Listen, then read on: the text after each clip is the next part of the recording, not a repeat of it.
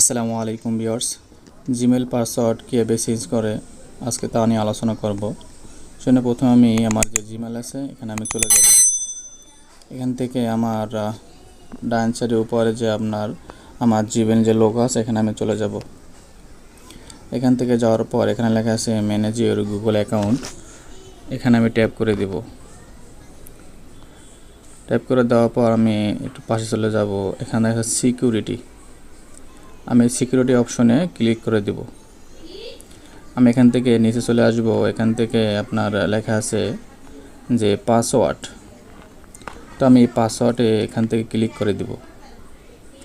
তো ক্লিক করার পর আমার এখানে যে জিমেলটা এখানে চলে আসবে।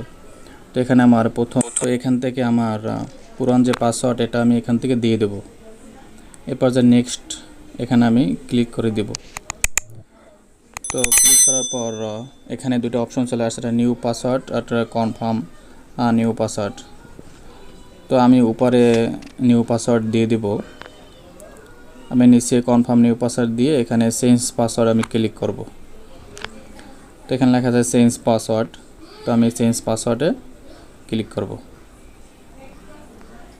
ক্লিক করার সাথে সাথে আপনার দেখেন ইউ পাসওয়ার্ড কারেন্ট চেঞ্জ, যে আপনার পাসওয়ার্ড চেঞ্জ হয়ে গেছে। Thank you.